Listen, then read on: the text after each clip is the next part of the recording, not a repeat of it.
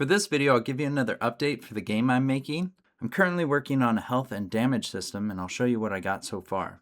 So here I've created an enemy test object, and I'm just using that astronaut model that I created. This object started out as a capsule object, and it currently has a rigid body which I've set to is kinematic. I then created a script called health, and let's take a look at that. Inside the script I have a number of variables, and the first variable is a float called max health. I then have several bools to determine what we want to do with our health. The first bool is called start at max health, then have destroy on death, and is player. I then have a float called current health, a bool called is dead, and these last two variables are for convenience and I'm actually not currently using them. In the awake function, I have an if statement where I'm checking to see if start at max health is true. If it is, then I'm setting current health equal to max health. If it's not, then I'm just making sure that the current health is clamped between 0 and max health. I then have a public void function called take damage, which has a parameter of type float called amount. Inside this function, I first have an if statement where I'm checking to see if is dead is true or if amount is less than or equal to 0.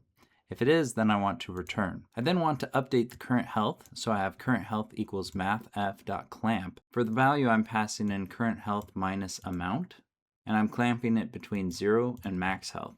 I'm then checking to see if this current script is attached to a player. If it is, then I just have a little bit of code where I'm updating a health bar with the current health. And finally, inside this function, I have an if statement where I'm checking to see if current health is less than or equal to 0. If it is, then I want to call this die function. And we can go look at that function next. Here inside the die function, I'm just checking to see if is dead is already true. If it is, then I want to return. If it's not, then I'm going to set is dead equal to true. I then have an if statement where I'm checking to see if destroy on death is true. If it is, then I just want to destroy this current game object.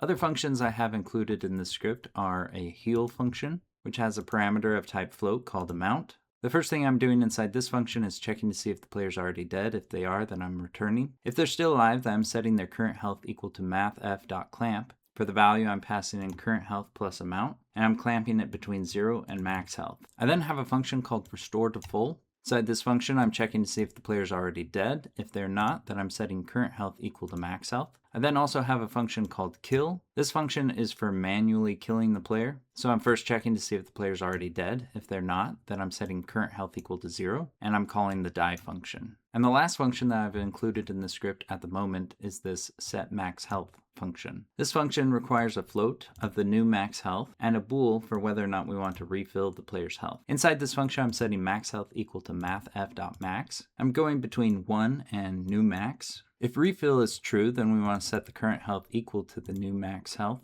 If it's not, then we just want to make sure that the current health is clamped between 0 and max health. Now with the script created, I'll go back to Unity, and here I've attached the script to the root of my enemy object. Now if we wanted to keep things simple, we could just have this capsule object, and anytime a projectile collides with this capsule object, we could then report damage to the health script. But in most first-person shooters, you have different hitboxes on different parts of a character's body that'll do different amounts of damage depending on where they're hit. For example, if they're hit in the head, then you might do a 10 or 100x damage. And for that, we'll need this script, which I've called damage hitbox. Now this script's pretty simple. I just have two variables. The first is a float, which I've called damage multiplier, and the second is for holding a reference to our health class. In the awake function, if health is null, then we want to set health equal to get component in parent, and we're looking for the health class.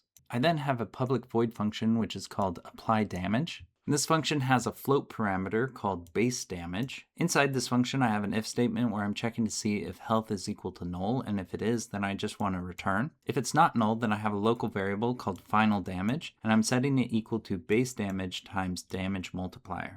And then finally, I want to call the take damage function, which belongs to our health class, and pass in the final damage variable. With this script created, I can go back to Unity, and inside Unity I want to apply this script to different sections of my character. But first we need to create those sections. And the easiest way to do this is to create a ragdoll for your character. And so going up to the Game Object drop-down menu, you can go to 3D Object and select Ragdoll. And then inside this window, you can go through your armature and apply each one of these fields. This will create a ragdoll on your armature with rigid bodies, character joints, and colliders. Now at some point you might actually want to use this ragdoll setup as a ragdoll for your character, but for now I've just selected all the character joints, and I've set the rigid body to is kinematic. I've then attached the damage hitbox script to each one of these body parts, and then I just need to set the damage multiplier and drag the root object that has our health script into the health field. You'll also want to go through each one of these body parts and make sure that its collider is set to isTrigger. And the last thing that we need to do is create the interaction between the projectile and these hitboxes. So to find the projectile prefab, I'm going to select one of the weapons. And under the weapon script, there's this variable for prefab projectile. I'm just going to double click on that to open it up. Attached to this object, we have the projectile script, and I'll open this up. Now once again, this script is a script that was included in the low poly shooter pack, so I've highlighted all of the existing code in green. I only had to add 2 variables to the script. The first is a float called base damage, which I've set equal to 10. And the second is a layer mask, which I've called hitbox layers. The only other thing that I added to the script is a onTriggerEnter function. And the first thing I'm doing inside this function is checking to see if the layer of the current object matches our hitbox layer variable. If it doesn't match, then I want to return. If it does match, then we want to get the hitbox of the current object. So I have this variable called hitbox. I'm setting it equal to other.getComponent, and we're looking for a damage hitbox class.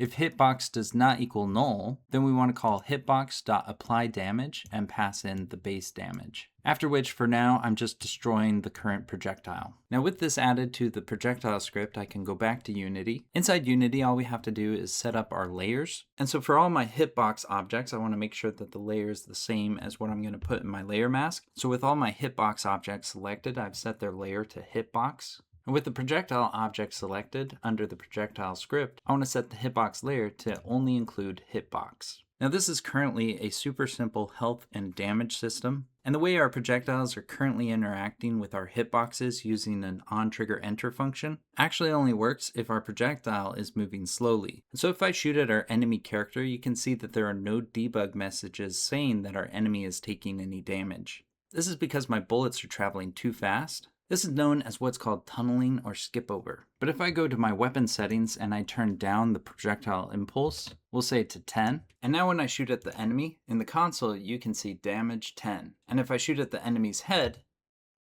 you can see damage 100 and death, as well as the enemy object being destroyed from the scene. Now at this point in time, my health and damage system isn't 100% complete. It's really only working if the projectiles are moving at a slow speed. But it's good to know that we're getting some sort of interaction between our projectiles and the hitboxes, and the hitboxes are reporting the damage to the health system. But that's everything I'm going to cover in this video. In the next video, I will be working on the projectiles so that they can move at a faster speed. If you like this video, make sure you give it a thumbs up. If you have any questions, leave them in the comments below, and subscribe to my channel so you can be up to date whenever I publish new videos. Thanks for watching, and we'll see you next time.